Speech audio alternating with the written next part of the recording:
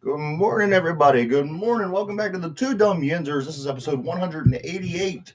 This is Thursday morning, heading into Veterans Day weekend. What's going on, Mike?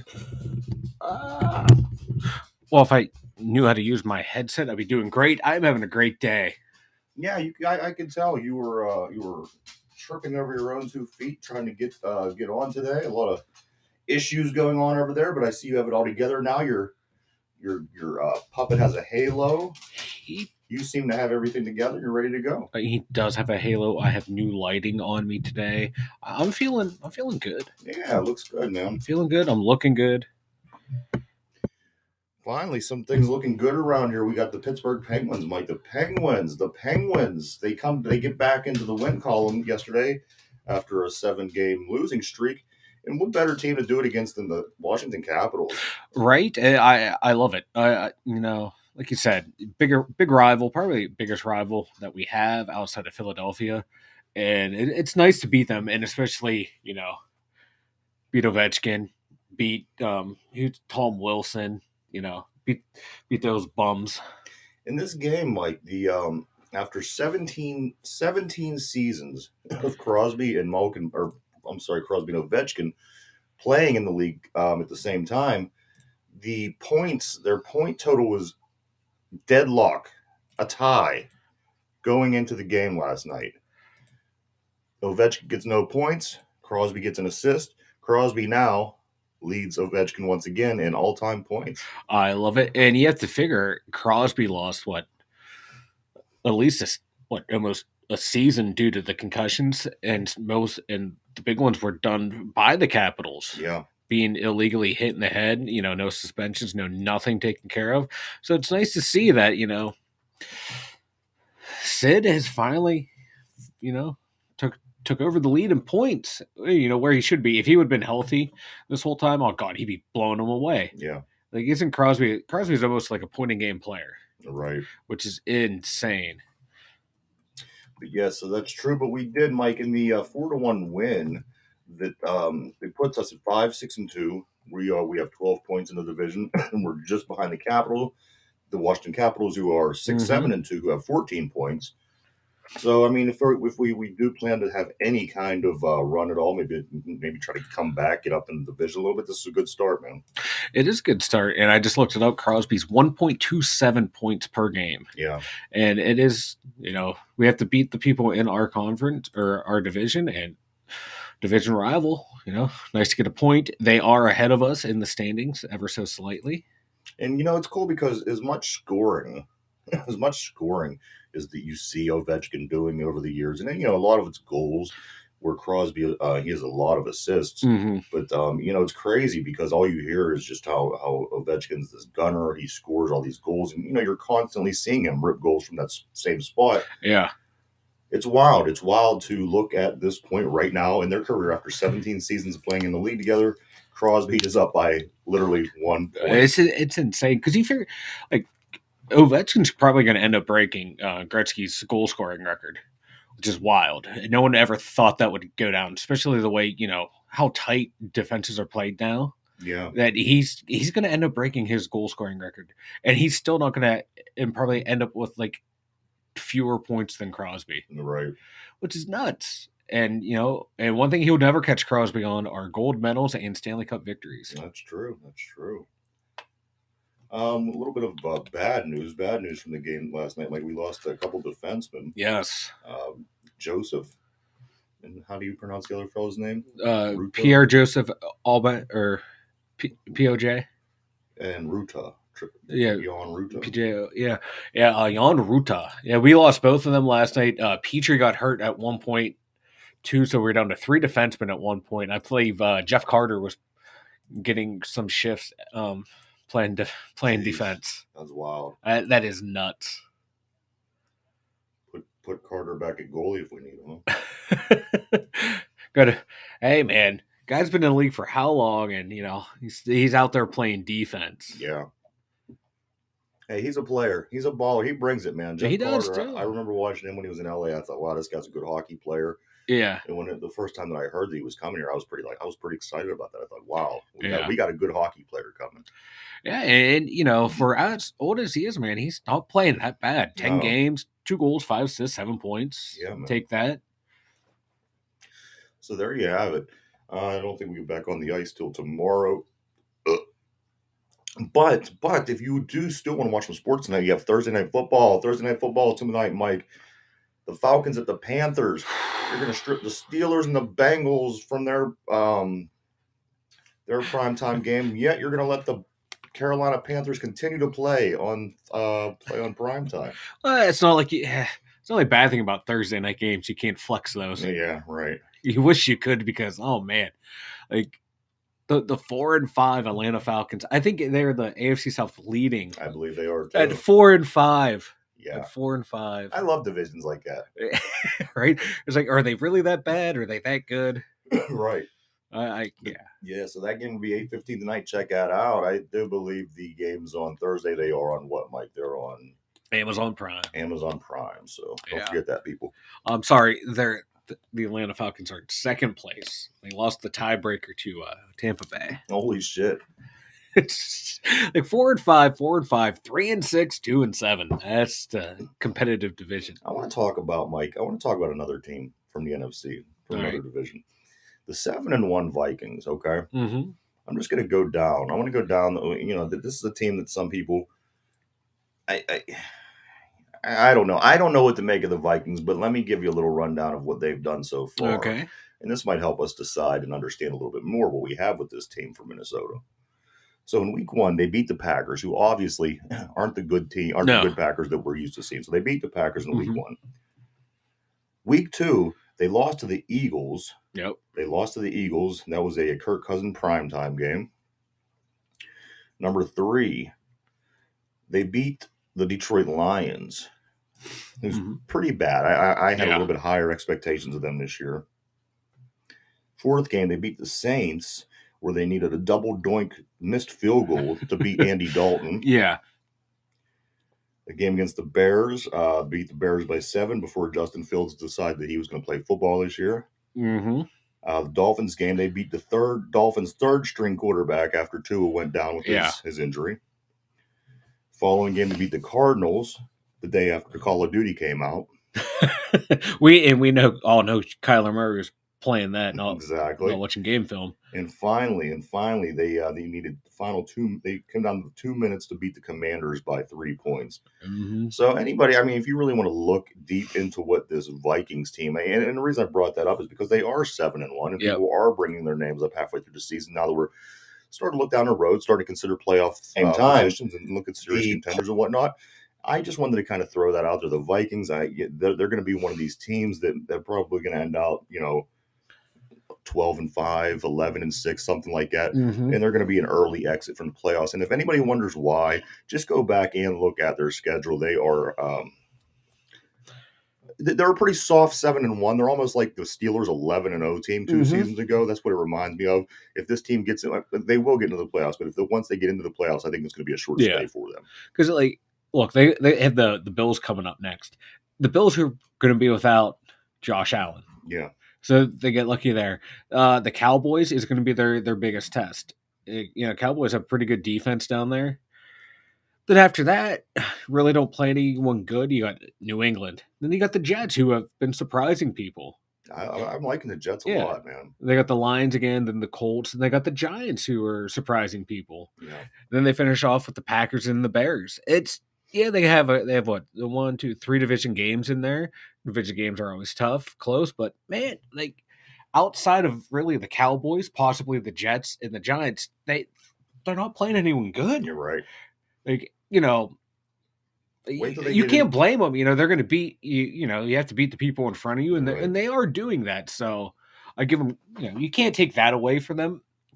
But like you said, man, they're not playing anyone good. And the one good team they did play or the two. The Eagles they handedly lost to, and then the Dolphins you're a third string quarterback and you barely won that game. You're right. Right. And they barely beat the Bears. And like you said, this is when before Justin Fields was let loose to actually play the way he wants to play. Right. So So that's what I'm just saying. it's a soft team or soft wins. I don't have all the standings in front of me, but would that put them at the 2 seed? There's nobody else that has a. They're 7-1. That should be. Yeah, they should be the 2 seed. See what I'm saying? They're the 2 seed. And you know what? They might do okay by default. Maybe they'll get somebody in the playoffs because they are sitting at such a high seed. They'll get such a low seed who may be one of these teams that kind of sneak into the playoffs, a team that really shouldn't be there. And maybe Minnesota might win a game, might win. But you know what? Once they play a real team, you see Minnesota Vikings in any big game coming up, going into the playoffs, I think that they lose. San Francisco, I think, beats Minnesota. I think Philadelphia handles Minnesota. Oh, yeah. And like I said, them having that luxury of doing, winning the games the way that they did. And then ultimately, like I said, if they could land that number 2 seed, that's going to help them greatly. Oh, yeah. That could almost get them to the championship round where, if they don't play San Francisco prior to, they're going to, like I said, probably face Philadelphia in that championship game. But I don't know, man. This kind of team gives other teams an easy walk into the Super Bowl, into playoff games. You know what I mean? It's just one of them teams that they come off a little bit better than they are. Yeah, and like Kirk Cousins, he's an okay quarterback. He's putting up some decent numbers this year, but is he the quarterback that's going to win you the Super Bowl? No. 13 touchdowns, 6 interceptions. That's not a good ratio there. And do I think he could win a Super Bowl? I do. He could, in the same sense that Matt Stafford, he's gonna have a lot of things going for him. Yes. Kirk Cousins isn't gonna take this team year after year after year, bring players in that you don't know who they are. Like let's say, for example, the Patriots did for years. That kind of thing ain't happening. Yeah. Kirk Cousins is more. He's just not that. He's not that guy. No, because they have a good running back. Look, they have Delvin Cook as their running back. Yeah, Justin Jefferson, Adam Thielen, your top 2 receivers right there. You're looking pretty good right there. And they finally got Jefferson back scoring. He's been getting the yardage, but Kurt hasn't been able to get him the ball to get into the end zone. I think he had two touchdowns last week. I think it was going into it. So he's they're gonna get him scoring again. If everything goes right, they can do pretty well. He has to play smart in the playoffs, and they have to maintain the lead because every time I've watched him try to lead the team back, he just does that one thing wrong, right? To cost a comeback victory. I just don't believe in him. Other people do. I just don't see it. He'll put up nice numbers throughout the year, but he's that quarterback that always frustrates you. Absolutely. He's way better than a Trent Dilfer, but he's not in that upper echelon of like, oh yeah, this guy should definitely win you a Super Bowl. This guy's going to win you a Super Bowl by playing smart. Right. Even I don't know. Has Kirk Cousins, has he ever made a Pro Bowl? He may have. Let me take a quick look. I can't remember. I do recall back when the Tampa Bay Buccaneers finally started to get good, and Trent Dilfer was the no. You know what? Trent Dilfer was who? Was he the Ravens quarterback when they won? Yeah, he was the Ravens. Ravens quarterback. Yeah, he had a lot of help, man. 2017, he made the Pro Bowl under the Redskins. Okay. Yeah. And that's whenever everyone was making the big deal with this guy. Yeah, he's just. Like that year, he made the Pro. 27 touchdowns, 13 picks. Following year, 30 touchdowns, 10, 26 touchdowns, 6 interceptions, 35, 13, 33, 17. This year, 13, 16. His interception to touchdown ratio is bad this year. His quarterback rating is at, the lowest it's been since, say 2013. He was terrible, but he only played a little bit.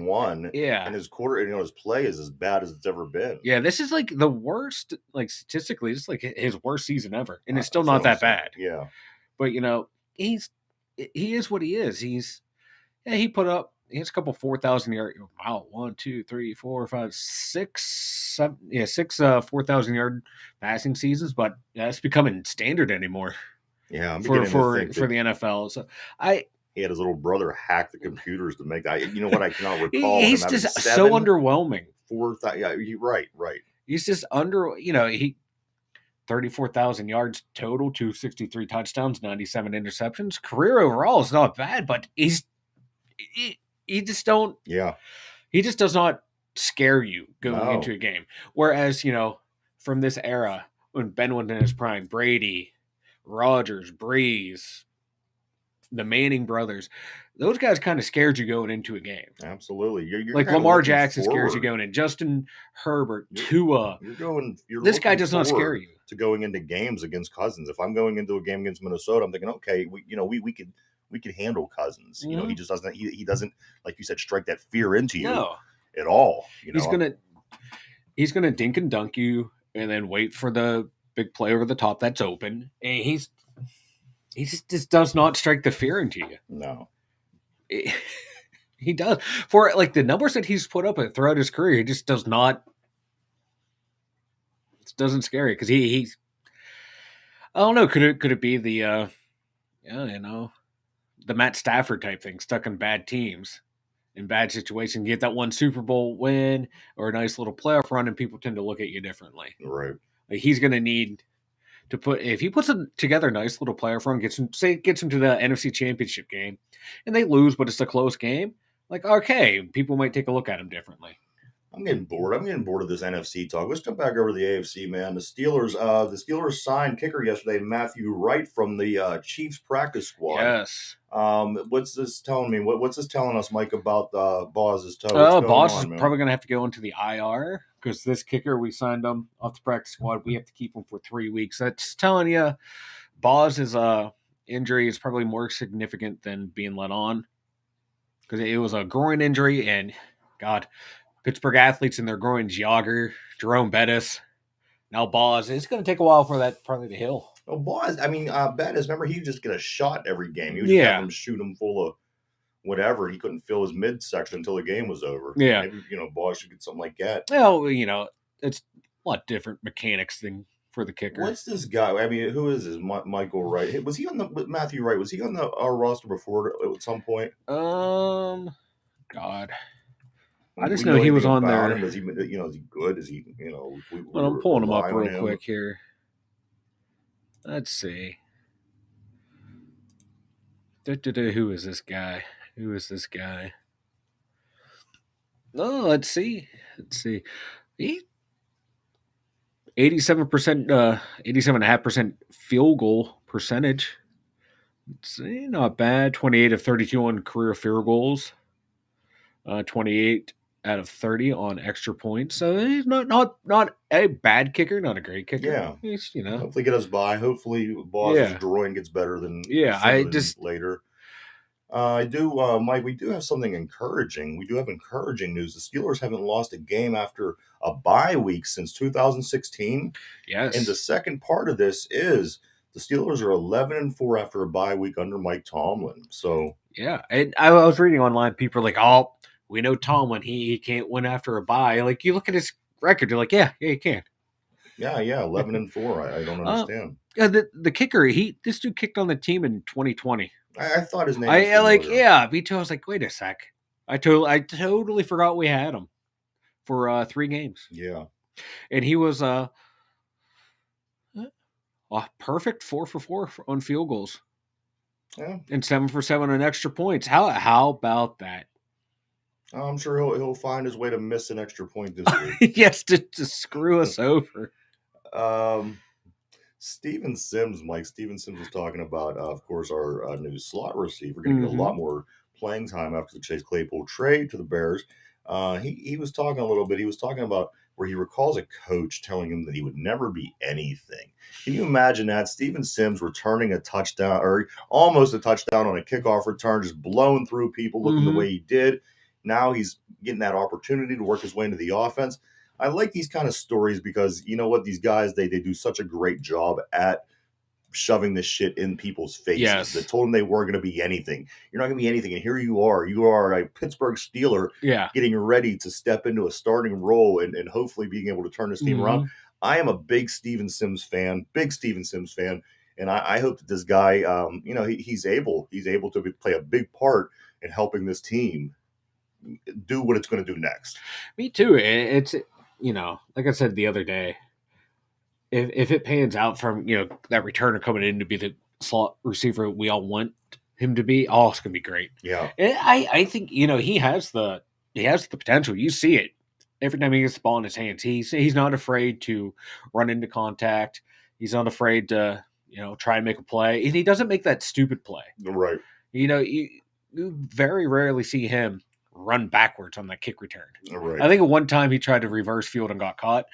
He doesn't do it all the time. It sounds like he has football sense. He has football smarts. He has that, just that sense of the game of people around me. It's not going to bother me, and that's what you want in that slot receiver. Because my God, you got to weave in and out of safeties, corners, linebackers. Mike, was he the guy? Before the season was catching all the yes? See how many he could like catch. 7 balls. Yeah, he caught 7 balls.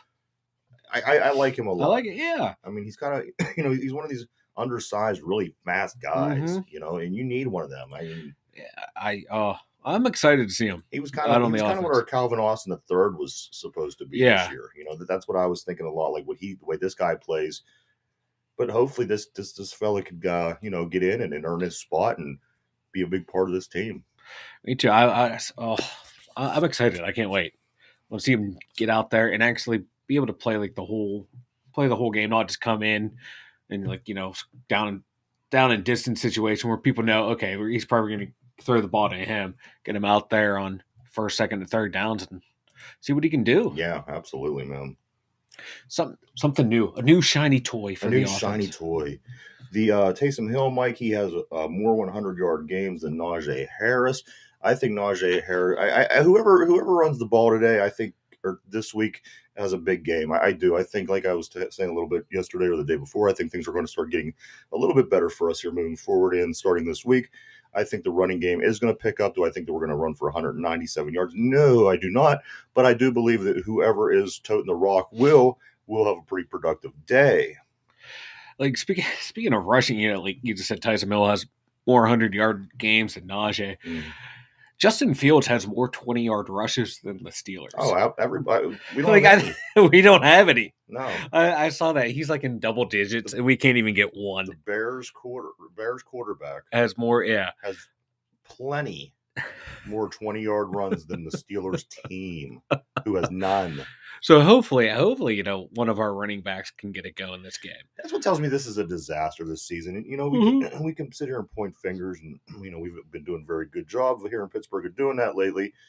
But when you look in your running back, when your team has zero 100-yard rushers, and somebody else's quarterback has many, that's a sign. And being that the Bears are not even this great team to where, they're doing these amazing things offensively. It wasn't until a little bit later when he started picking it up over there. But you know what? Everything that this team has done to this point has been a complete disaster on every level. Offensive line, defensive line, running backs, quarterbacks, defensive backs, linebackers, the special teams, coaching. I just feel that this has been one shit pie of a season. And I hope that they really do seriously want to play football here, because like I said, Mike, we're not even halfway there yet, brother. Yeah, we're not even halfway there. So it could go many different ways. Like I said, some people are hoping for that draft pick. Some people are hoping things get better. I'm one of the guys. I hope things get better. We still got that extra draft pick from Chicago from the Claypool trade, which is, it's going to be a helper no matter what. But what a shitty way to start a season. I don't think I've ever seen the Steelers in my adult life start where it was just this. Everything's so fucking clueless. Everyone's clueless. The 95 season. The 95 season was just as bad. Well, you know what it was? It was 3-4, but then it turned around and they got like 8 wins in a row. Yeah. So that will be decided moving forward after 2 months from now. But what a disaster! And the thing was, everything wasn't such a disaster that season. We started off with the win against the Lions, you recall. But we lost Woodson that game, so it felt like a disaster right away. And then we lose a couple. We lose to the Dolphins. We lose to Minnesota. Some big games. I think one of them was a night game. But it didn't have that. It was a bad feeling. It was like, this team, we're not going to do anything this year. This here feels like we can't do it. And anytime that we make a one step forward, we jump 7 steps back. I know. You know, Like, uh, like no one like the offensive line will play great game, but then the defense line plays a bad game, Yeah. and the other team just runs all over us. You can't have a balance anywhere in on this team this year. It's quite comical. For me, as long as they play competitive, players improve. If they lose, I'm not going to be mad. I'm not going to be upset. I don't live. I don't live and die. Us. You know what I mean? I don't live and die if the Steelers win or Right. lose. I'm a huge fan of them, but I don't let it affect me anymore. Right. You read stuff online, people are like, oh man, I'm so pissed. I'm pissed off until like Wednesday from a game. Like, unless you bet money on it, if you're not calmed down within like a half hour after the loss, come on, man. Like, I love my team. I love my Penguins. I love my Steelers, but here's one real quick. Gotta take a breath. Real quick. Over under TJ Watt 1 sack this weekend. Ooh. Over 1 or under 1? Yeah, or you could even. I'm gonna go even. He's gonna have a. I say go. I think he gets 2. I think he gets a couple sacks this coming week. I can't remember who their tackle is on that side. Yeah, I'm gonna say at least 1. At least 1. Over under how many quarters until he gets hurt again? I don't know. I'm saying I will be surprised if he makes it through the half. I think he gets through this game. He's gonna face anymore injuries. like if he gets hurt and comes like after a major injury and coming back halfway through the season. I'm iffy about it. I hope he doesn't get hurt. Game. I think he gets through this game. I think this game goes well. I think we win this game. I think he gets a sack, maybe a second sack. Things start to look better. Things start to look. It's going to give people that false hope. And TJ Watt's back. We're going to the Super Bowl. This and that. Well, I think that's all going to fall apart eventually. And TJ Watt is always going to have injury issues. And if it's not this year, it might be next year. And if it's not next year, there's going to be issues with him. That's just the way the man's body is. I hope I'm wrong. But you see this from time to time in football, and you tend to pick things up.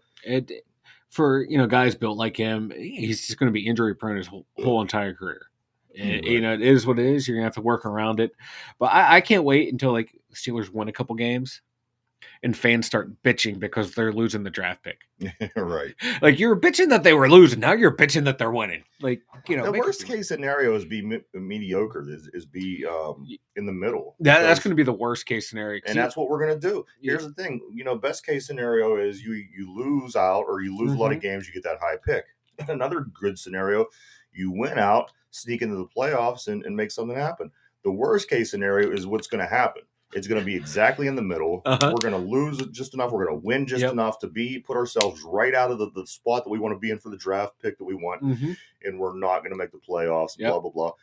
You can just see it happening. You could see it formulating if things are they're going to stay right there. They're going to stay in that in that gray area. You're going to finish middle, draft middle, stay middle. Yeah, you have to have that 1 or 2 bad years to replenish the team, get some high picks. Hopefully, a handful of them hit, and you're boom, good, back in it, ready to go. Yeah, like that's like I'm not gonna lie, I am going to be that hypocritical fan. I'm going to be they're winning. Like, fuck, man, no, y'all should be losing, man. We need that draft pick.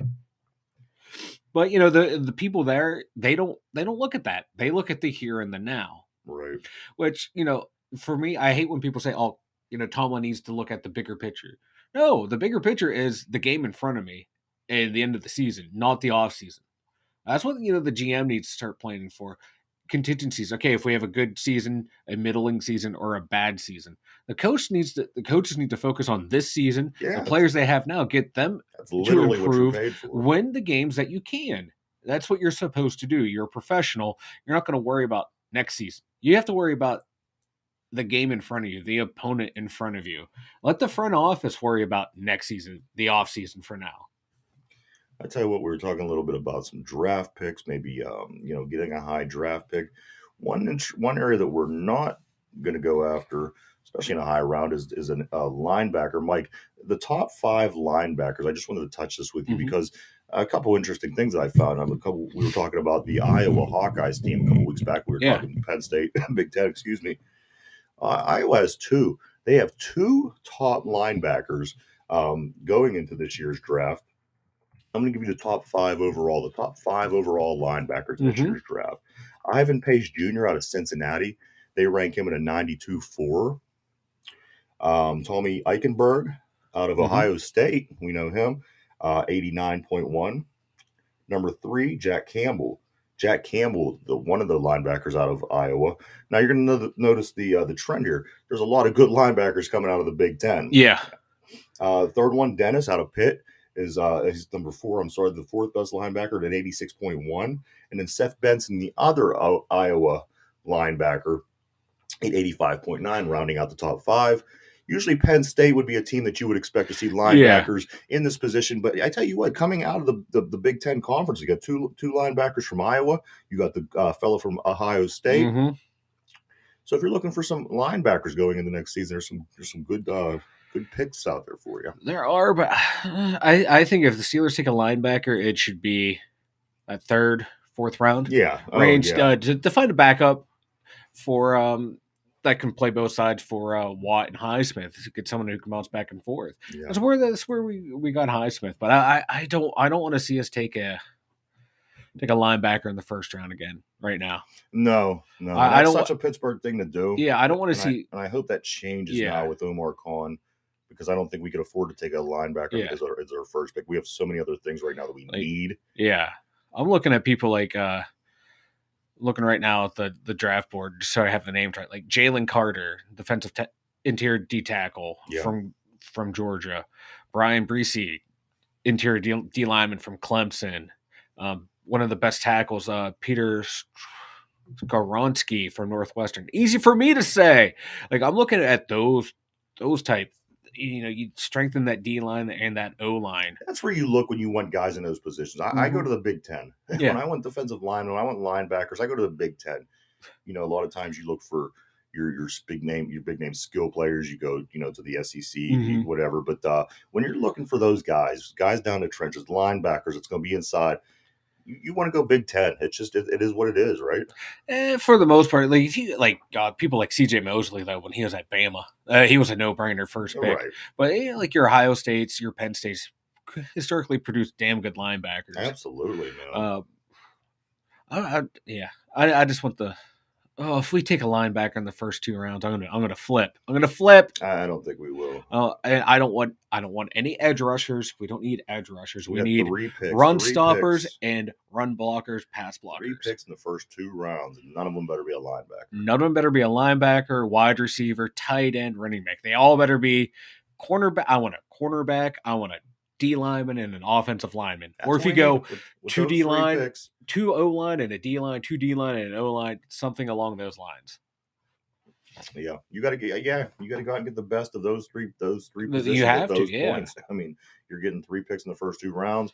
You got to get your interior lineman. You got to get a corner. You know what I mean? We were just saying that the other day. We were very bad. We're very bad at producing cornerbacks. I would love to see a shutdown corner here that they can catch the ball and also cover, shut down, speed, everything.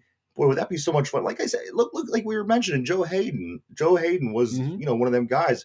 Look how much easy he makes life. He does. Having that good corner there. Yeah, like you don't have to worry about one side of the field No. now. Like you can shade your safeties to the opposite side. What you a don't have luxury. to worry about What him. a luxury to have a good corner. Yeah. And then there's teams out there that have like 2. They have 2 superstar corners. I couldn't even imagine. I don't think we ever had 2 superstar shutdown corners at one time ever in Pittsburgh, as long as I've been alive. Yeah. No. Like, no. I was going to say like when we had Chad Scott and who was at Dwayne Washington on the other side, they 2 above average cornerbacks at the same time. Well, we had it was either like we had Rod Woodson and Deion Figures, Hall of Famer and above average. If we can have 2 star cornerbacks, you know what they need, Mike, for a couple years, would be amazing. I was thinking about this the other day. I was watching a game and I thought to myself, you know how the quarterback position is evolving to this more athletic quarterback. Why? I think that the DBs, the cornerbacks, that position needs to evolve to where the cornerbacks aren't 5'8" anymore. Or that maybe, unless you got the talent and the skill and the drive and the Mhm. heart to become a pro, or that has to be a little too small, in my opinion, because a lot of times you get these wide receivers. Now you got to remember most guys that are cornerbacks are failed wide receivers, and they're put on the defensive side of the ball. They probably all were superstar wide receivers in high school, running backs, yada yada yada. But I think that now the game is advancing and evolving, and the quarterback position is Mhm. evolving. At some point, you're going to have to start getting corners that are a little taller than 5'7", 5'8", because these receivers, they're all top of the top of the food chain receivers, top of the food chain Mhm. players, top of the food chain talent, and they're running patterns against a guy who's 6 inches. That's 6 inches small taller than somebody. That's a big difference. Mhm. I think just at some point we're going to have to, develop DBs that are, that could cover well, play, defense well, but has good size too. You just don't see it. Yeah, like you're starting to see like more and more like corners that are like 6 foot, 6'1".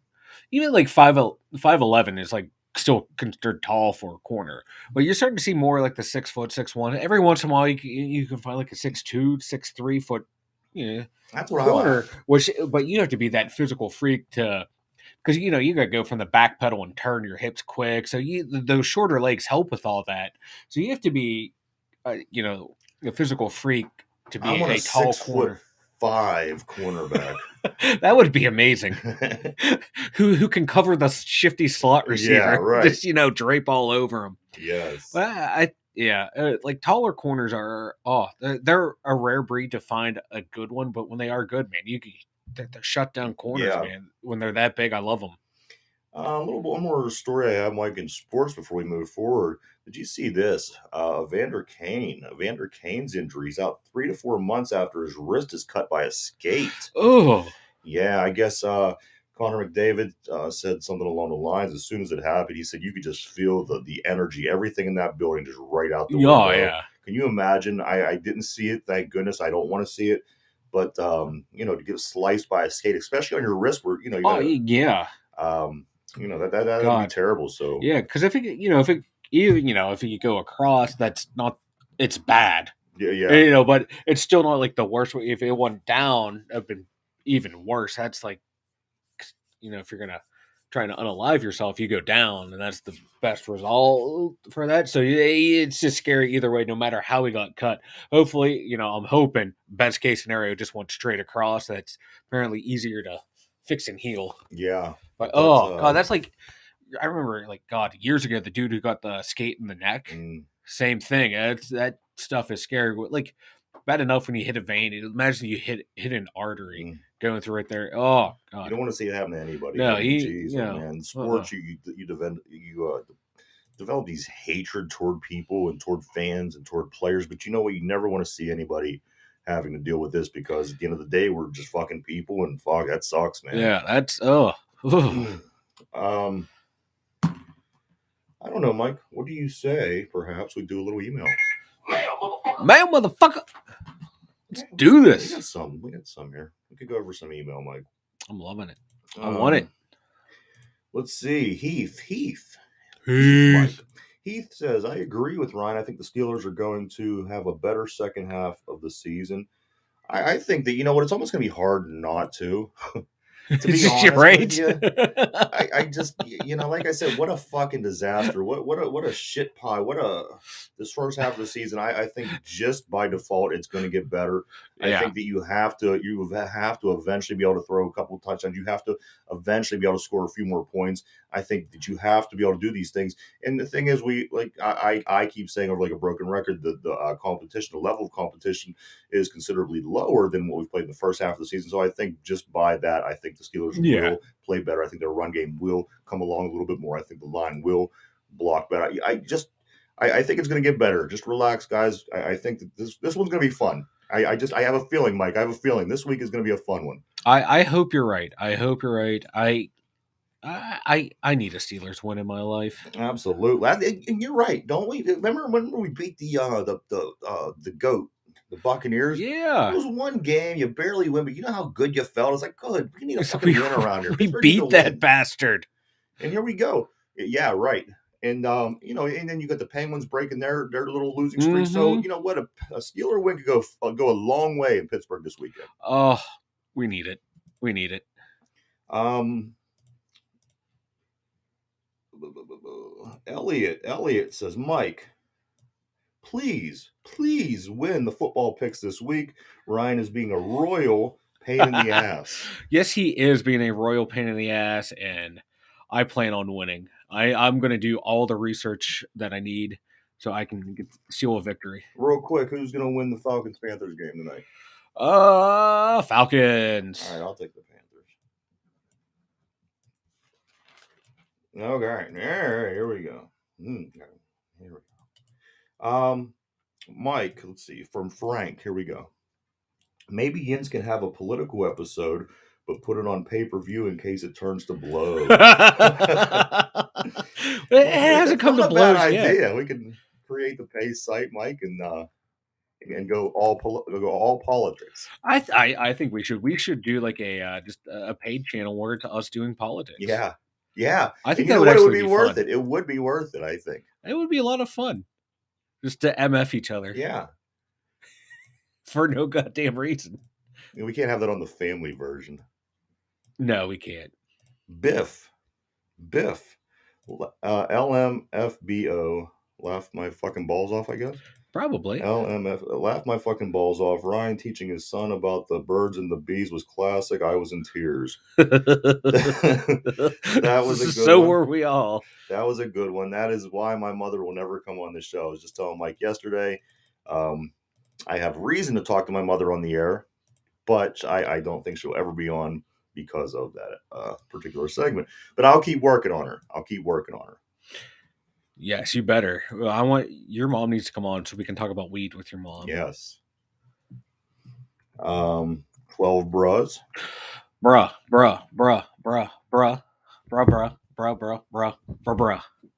And finally, Mike from Karen. Karen asks, does Mike smoke marijuana or just eat the gummies? Oh, right now I just eat the gummies. The gummy guy, he likes the gummies. The vape pen, I discovered it actually, when I use those, it raises my blood pressure. Really? It does, yeah. I was like, for a while, it's just all about the vape pen. I noticed like I was having trouble like breathing at work, and like mind you, I only smoke it at night to relax before bed. And I'm like, oh man, I'm feeling wasn't feeling really well. Like I noticed my face was even redder than normal. Things just weren't feeling right. I took my blood pressure, like holy shit, it actually rose from the pen. I used to be a cigarette smoker, so now anything in my lungs hurt. I don't like it anymore. I don't like that feeling. So I'm all about the gummies. And that, everybody, is today's. Yeah, motherfucker. We must move on. Mike. So Mike's face, his red face, was the topic this morning before this show. So I mean, it was funny because you brought that up again, Mike. Note, I never made fun. I am nothing but nice to Mike. Huh? And but no, that just caught my attention. I don't even remember what we were talking about this morning, but you were mentioning. I'll tell the story. I was talking to one of the younger kids at work. I said something to him. He was like, "Whatever." He's like, "Whatever you say, Mr. Crab." I was at a loss for words. I was like, "That's a good one." He's like, "You can't be mad at that. You got me." I like it. I like it a lot. Oh, little bastard. Now we talked about Mike's red face. You want to do news, Mike? Let's do the news. All right.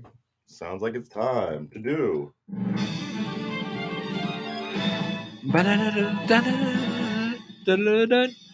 Oldest living person in the U.S., Bessie Hendricks, celebrates her 115th birthday yesterday, Mike. 115. Oh. Kill me if I'm ever 115. You know what I mean? That's almost 3 times my age. You know what I mean? This has been a fucking roller coaster. Can you imagine doing this 3 times, taking your life and doing it 3 times? I can't, Bessie. I don't know how you did it. You're right. I got mad. Like, I don't want to know your secrets, Bessie. No. I do not want to know I your do got mad secrets. respect for people that do this because what a fucking long life. I mean, Uh-huh. geez, oh Pete. I saw one of those. It was like, like Reddit funny quotes or whatever. It's like, so I asked my grandmother who's 98, how did you live so long? God is punishing me. Normally people are like, oh, I'm blessed or this or that. It's like, no, I'm being punished. Hopefully that's not the case with Bessie. Yeah, Bessie seems like she's doing all right, living her best life. 115. Damn. Just imagine like all this shit that you've seen.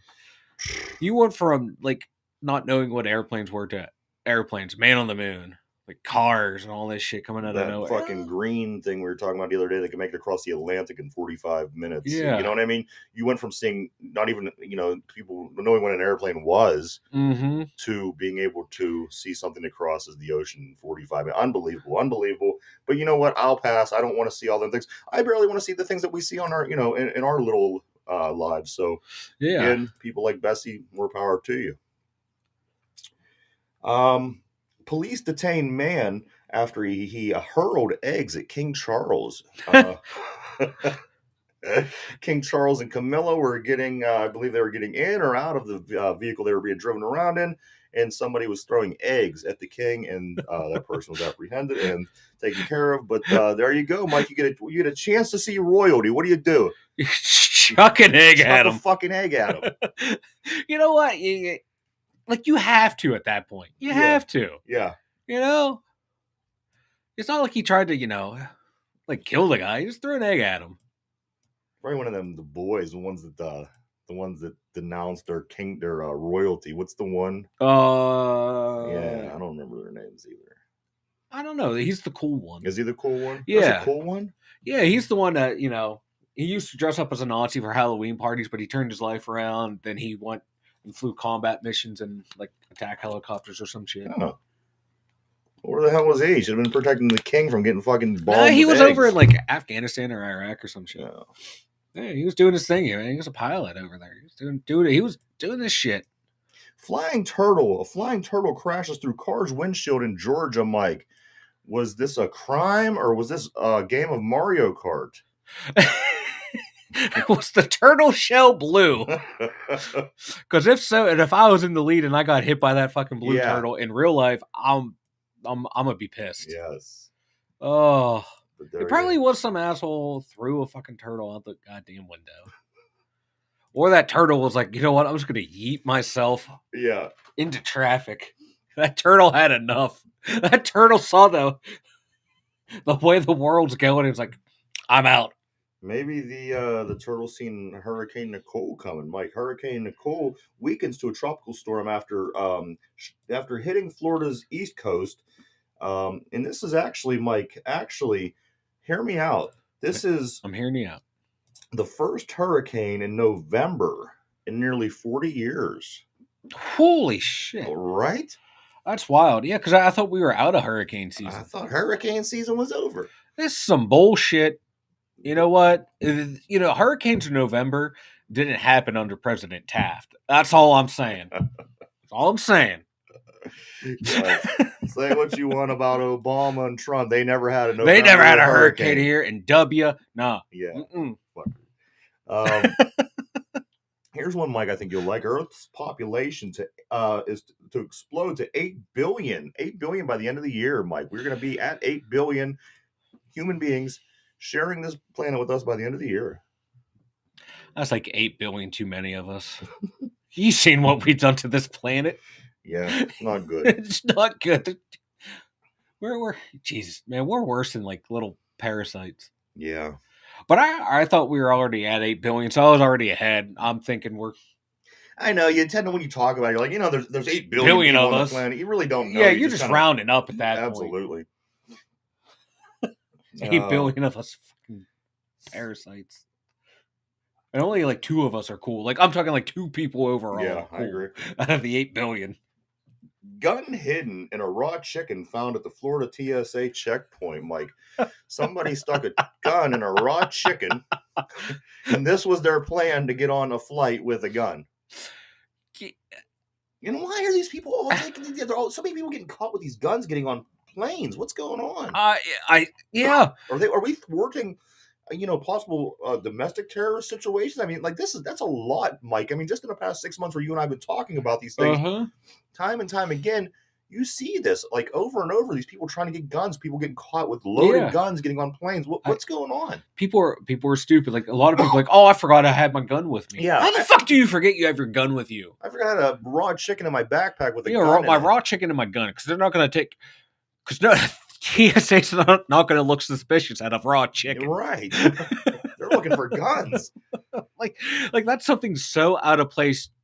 You're bound to look at it. Like that comes across you. You're like, yeah, I'm going to take a look at that raw chicken. Something does not look right. I like the guys that smuggle stuff from across the border. Did you ever see these guys? They actually build the car around them. Yeah. It's amazing how they get in these spots and spaces and places you didn't even realize were like in the engine. And like, I never seen anything like these people. No, if you're doing that, come on in.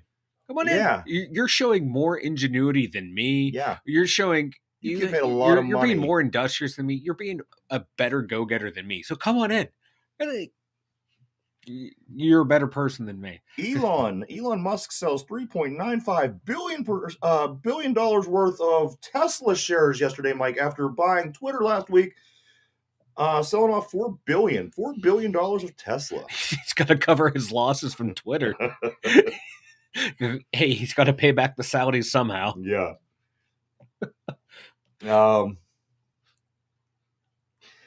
got two more, and I got something else too. So let me kind of blow through this. I know you'll love you'll love this one, Mike. I picked this one out specifically. Of course. But I don't want to get too deep into it. You're gonna know what I'm talking about when I read it. Okay, just bear with me. Democrat reelected by a landslide in Pennsylvania, even though he's dead. Tony DeLuca, who died a couple months ago, still was on the poll, and he still won by a landslide. And now I just want to point out that this isn't a stab at Democrats. This is just a stab at what the fuck? Who the fuck wins by a landslide? It's pointless, right? Yeah, it's because once the ballots are already, you make it onto the ballot, and the ballots are. Do people not know that he's dead? They know that he's dead, and they're showing like, hey, this is like the person that we prefer, or the politics that we prefer is this. So then I think then it will go into like a special election at that point, or some places have, hey, if you have a spouse, they can like kind of run in your place, or someone can run in your place. There's some weird, like it all depends on your locality or your state. First time I've seen this. I've seen people. I've seen it before in the past that were deceased. Yeah, if it's like a Republican area, they would win. What a crazy thing! It's wild. Yeah, but I think there's a special election at that point. There has to be. Yeah. There has to be a special something for the people that voted for a dead person. I mean, I would vote for the dead person. Like, hey, man, this on the ballot of these names here. I would do it as a farce. I would want the dead guy over the living person. How do you to be the person to lose to a dead guy? Absolutely. Like, how do you? You might as well feel like kill yourself. Shit. You're probably going to have a better chance if you blow your brains out next election and get voted in as a dead guy. Right. It was kind of like how Heath Ledger won the best actor award over Robert Downey Jr. I'm just going to kill myself if I was to win this award. And finally, Mike, I don't know if you know this, but this is actually really interesting to me and to everyone around the world that was paying attention to this Powerball the other day. Father-in-law of former Bengals star Damata Pico. You just... Listen. You butchered his name. Go ahead. Pronounce it, please. I don't have it in front of me. Oh, for fuck's sake. Petco. Oh, okay. I was way off. Petco, but listen, or whatever. He sold the $2.05 billion Powerball from his gas station that he owns in California. And now he because he sold the $2 billion ticket, is a millionaire himself. And again, that comes back to it was the father of a former NFL player for the Bengals. I think he came from the Middle East somewhere in that part of the world. And now, Mike, there he is. He came over, American dream, got his own gas station. Now a millionaire, son, obviously a success. Good for him. Good things happen to people every once in a while. You like to see it, right? Damata Petco. Oh, he's still on that. Yeah, he's from Pago, American Samoa, not the Middle East. Okay. Hey, I'm not a Bengals expert here. Bear with me. Fuck. You're not a linguistic expert either. I'm not too bad with my linguist, but You Samoan fuck. Listen, real quick before we move on, I do have Mike. Do you want to hear? You want to hear a quick top 10 list of the most nostalgic McDonald's toys? Now that we had the Black Panther toy in here the other day, we have the Yes. adult toys making a big name. Yes. I have top 10, Mike. Top 10 most nostalgic. Before we move any further, McDonald's toys. Number 10. The Grimace, Hamburglar, and Birdie toys from 1979. Ooh, 1979. that would be cool. Number 9, the Hot Wheels. You remember they had the Hot Wheels toys, Mike? The cars in the Happy Meals. Hot Wheels. Yes. That was 1983. I was 3 years old then, so I don't remember, but I'll pretend. Number 8, the Ghostbuster toys from 1984. There was Ghostbuster toys in the Happy Meals from 1984. That was number 8. Number 7, Transformers and My Little Pony. The original ones were also from they were from 1985. Transformers. Yeah, that's back when you had the boy toy and the girl toy. Next one they were called the Changeables. The Changeables in 1987. That's the number 6. I don't remember those. Number 5, Fraggle Rock. Yes! Fraggle Rock, 1988. I do remember them very well. I had Boober. I had Red. I had yeah. I needed Red to complete the set, and I got kept getting the same character. Like every other week we would go and like be a little treat, go get him because we wanted Fraggle Rock. And I kept getting the one that was like in the little purple car. I needed Red to complete the set, and I kept getting the same one. I kept getting pissed every time. Number 4, from 1990, the Super Mario Brothers toys. Super Mario's in 1990. I don't remember those.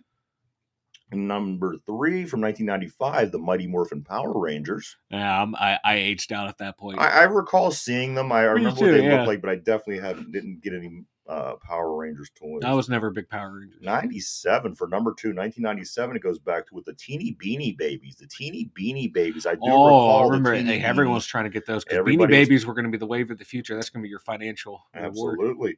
And finally, Mike, the number one most nostalgic toy from 1999, the Mini Furbies. Mini Furbies. I remember those. That owl with the eyes that closed and opened, and things that record you, and they're scary. I like the ones. I remember the Muppet Babies when we were kids. Yes, like Kermit was like on a skateboard. Yeah, remember them? That was probably my when favorite. Animal had he was all cool and shit. Yeah, and that, everybody, is today's.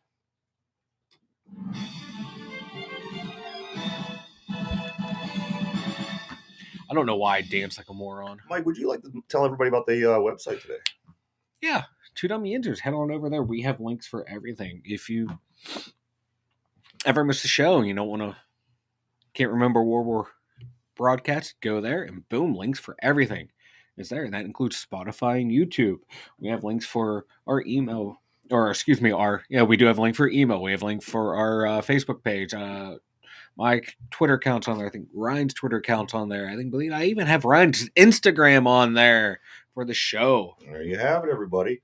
And don't forget, we are on every day during the week from Monday through Friday from 11 a.m. to 12 p.m. Please continue to check us out. We appreciate each and every one of you. And every show that we do every day, we upload in the evening at 8 o'clock over on Spotify. If you just want to listen to that day's show in podcast form, that is available for you over in Spotify. Mike, are you ready for the trivia of the day? I am. You are on fire this week. You're undefeated. You're a success against the Saints. Hopefully, this is a telltale of the way that the weekend's going to play out for our Steelers. Mike, it will. Question number 4 of this week's: how well do you know thy enemy? Are you ready? I am ready. All right. Grab your pencil. Yep. And here we go. How many losing seasons did the Saints have during the 10 years that Archie Manning was the starting quarterback? How many losing seasons did the Saints have during the 10 years that Archie Manning was the Saints starting quarterback? And go.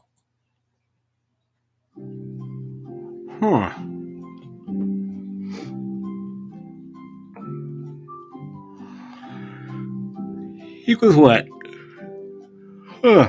In the 70s? I believe so.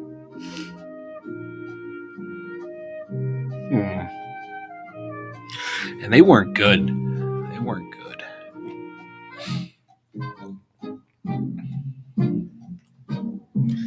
All right, pencils down, everybody. Let me read it one more time for you. How many losing seasons did the Saints have during the 10 years that Archie Manning was the starting quarterback? What do you think, Mike? Let's go 8. They had 8 losing seasons, so 8 out of Archie Manning's 10 seasons as starting quarterback were Why losing not? seasons. Is that what you want? That's what I'm going to go with. All right, so let me lock you in. Lock it in. There you go. Locked into place. All right, everybody, here we go. How many losing seasons did the Saints have during the 10 years that Archie Manning was a starting quarterback? Mike says 8. Pretty good pick. Pretty good guess. But unfortunately, that's wrong. So sorry. Was it all 10? It was 9, Michael. Oh! 9. Ho. How many losing seasons did the Saints have during 10 years Archie Manning was quarterback? Damn. 9 of them were losing seasons. I knew they were bad. Yeah. He was no Peyton Manning. No, that's for sure. He was no Eli Manning. He was no Eli Manning either. No. But good. Yes, damn close. Damn close, Mike. That was. I almost went with all 10. This. I mean, you went 3-0 so far, and you just missed. This is almost like losing a game by doinking it off the field goal post, where you should have won. Right. You know what I mean? You played a good game. Yep. But unfortunately, you just didn't. My brain was the Bengals long snapper. Exactly. But there you have it, everybody. We do want to thank you again. Please continue to check us out. We want to thank everybody. We are on YouTube. You can always go back, watch these episodes. They will be on forever and ever. Yes. And if you just want to listen, go over to Spotify and check them out there as well. Yes. And for Mike, Ryan, the two Dumb Yinzers,